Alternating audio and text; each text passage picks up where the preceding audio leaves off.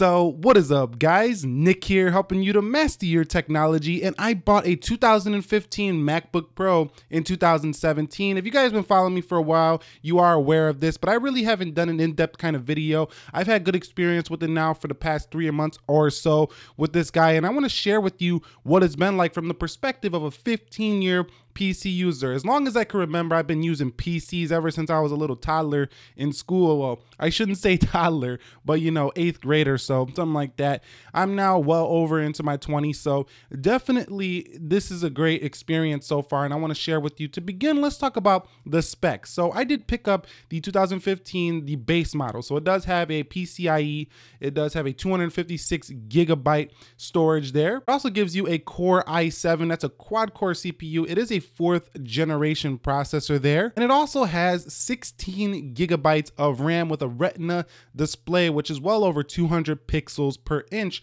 on the MacBook Pro. It does have Intel Iris Pro graphics as well, but those aren't the best for gaming. So that pretty much wraps it up on the specifications department of what I picked up with the MacBook Pro. So it's base level specs, but it works for me, and I'll tell you why. Because I do video editing mostly, and you don't need like a dedicated graphics card when you have such optimized, software in, MacBook. Now for me, I use iMovie currently. I will be upgrading to Final Cut Pro as we get a little bit, further along this journey. But as of now, I feel like if you do most of your production in pre-production, you don't need to do much in post. So if you get really great shots in your pre-production, you don't have to go tweaking everything in editing. You just chop them together and it's going to look pretty damn pretty.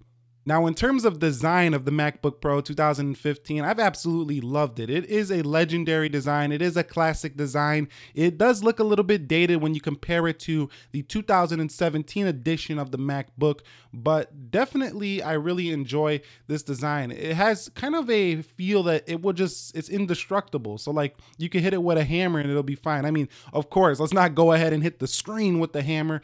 That probably is not going to be a pretty situation, if you understand. But, I'm talking about, it's just aluminum grade. It's really durable. This product can hold up and stand the test of time. With that durability does come its, heaviness. So it is heavy. So it's not the lightest product in the world. And I did feel it a little bit when I was walking around carrying the MacBook Pro. It is not the lightest laptop in the world. It feels like a brick. It feels kind of heavy, but I like that solid heavy feeling that it does give you with the MacBook Pro 2015. My final verdict on using this thing in 2017 as a PC user is that any PC, I've had about 4 or 5 PCs now, and none of them have even come close to the build quality of this. And I've tried premium PCs as well. Nothing is even touching this MacBook Pro. Even here, even though this is a 2015 model, there's still not any PC that I've had that's even coming close. Now I know Dell has some stuff that looks, decent, but still, this is the best looking computer I've ever owned personally. So getting on to display.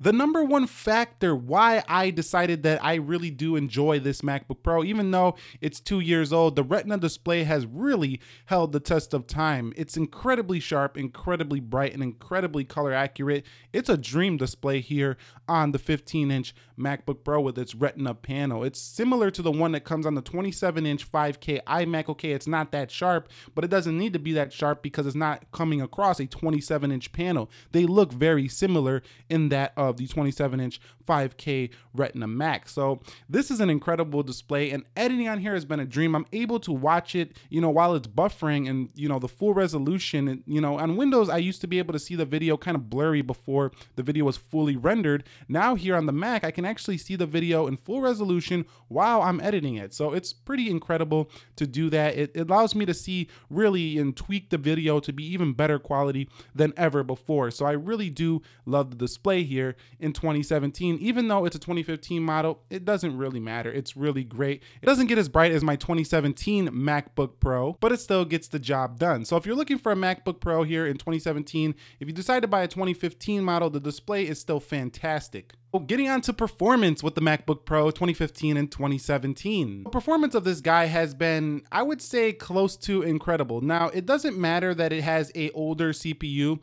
As long as you're not doing like the heaviest things in the world, this thing is still going to be very powerful. I'm able to, render video in the background in 4K while still browsing the web in multiple tabs on another desktop within the Mac OS. So very well optimized, and it's incredible to see that you can still do 4K and still do things on the side here 2 years later on an older MacBook Pro. So if you're looking for a powerhouse computer, this one is still a powerhouse computer. It's not that much slower, to be honest, than the 2016 model. So Apple really did a good job with this one when they decided to put the quad-core i7 in there with 16 gigs of RAM, and they optimized Sierra to be extremely optimized for this computer. Let's talk about the software experience. So going from PC to Mac is quite a drastic change. In 15 years using the PC, I really loved using the folder system. I think their file system is set up extremely well on Windows. Yes, it might not look as pretty as it does on the Mac with its blue folders and stuff like that. It has the basic,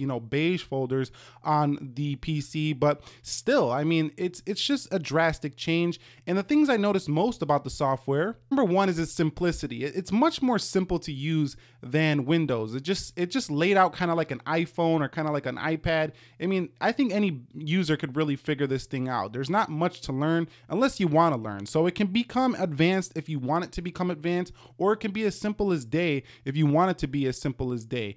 And it just really works for my workflow. I like to just make videos and focus on creation. So when I have to, focus on updates and all this other virus stuff, and I know Windows is very well managed when it comes to viruses, but there's like these Windows updates you got to do daily to make sure you don't get stuff like that. The Mac OS experience just does it all kind of automatically in the background, no issues at all. It just works well. For me as a creator of YouTube, this computer has been a phenomenal investment. So getting onto the keyboard experience with the MacBook Pro, it's got really good travel. It's a very well spaced out keyboard, and actually when I have keys that are spaced out, it works better for my typing skills. So I'm not the type of person who likes a mechanical keyboard. That just doesn't work for me. I'm not as accurate on a mechanical keyboard. So this kind of keyboard here on this computer is fantastic. Now I know there's very limited laptops that even have a mechanical keyboard. So this style of keyboard is the kind of keyboard I actually prefer on my laptop when the keys are well spaced out and they have good travel. Also, this keyboard is backlit, and it has several different lightings that really, enhance the level of usage no matter what lighting conditions you are in using this thing. So overall, the keyboard on a scale of 1 to 10 gets a solid 10 out of 10 for me, and I actually enjoy this more than the keyboard that's found on the newer 2017 MacBook Pros. Getting onto the battery life department, I have, mixed feelings about the battery. So just as with any product, if you push it, if you demand, power out of it, it's gonna suck the battery life down. So what I mean by that is if you're doing browsing, video editing, you're gonna get 6 to 7 hours on screen time with this MacBook Pro. But if you're doing heavy stuff like, video editing, you're doing photo editing, you're running, programs, multiple programs in the background, even trying to game on this laptop, this thing, coding, all that stuff combined, you're gonna have a huge hit on the battery life. You're talking like 2 hours, 3 hours battery life, and it will heat up under heavy load. So it does get hot. It's not the perfect laptop. It will get hot from time to time. The fans do kick on. They sound like a 747 jet, but at the same time, it's still really well controlled, and the heat is dispersed, pretty evenly across those fans in the back of the laptop. So it is really good. One of my favorite parts of this MacBook Pro 2015 and 2017 has been the ports. I mean, this is something that some people say they can't live without. I actually can live without it. I have a 2017 with no ports. It's not really a huge deal. It just depends on the quality of the attachment accessory you have. I got one, I think it's called Satechi or Sateki, something like that.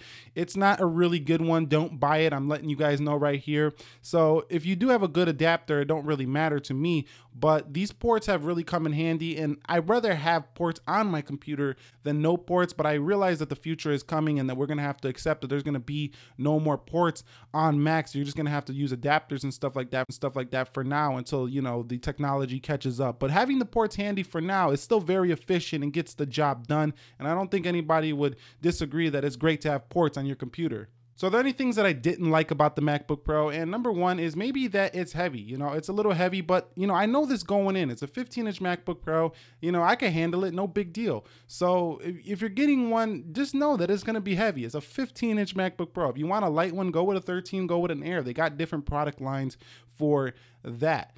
And so the display is incredible, but one thing I didn't like is that I did notice that the newer MacBooks got a lot brighter, and I feel like they could have already did this a couple of years ago. So a 2015 MacBook Pro in bright lighting conditions, if you're sitting in a room where like the sun is beaming in on your laptop, it's gonna be a little bit reflective. It's not the brightest display in the world. So it's very bright, but not the brightest. Other than that, there's not really much else to say about it. I just think it's a fantastic computer other than that. So the things I liked about it mostly is the Retina display. I really love using it. I think it's really great for photo editing, video editing. The software is magic. This is what really has been helping to create videos on this channel. You see in this video right now created on that same MacBook Pro we are talking about. The keyboard experience has made me a little bit faster because it's a very well spaced out keyboard. It works for my big hands on the MacBook Pro 2015. Aesthetics, I think it's a really pretty looking, you know, MacBook Pro. It's just very good looking, and I don't care that it's a little bit older. It's a legendary design. People look at it, you're gonna say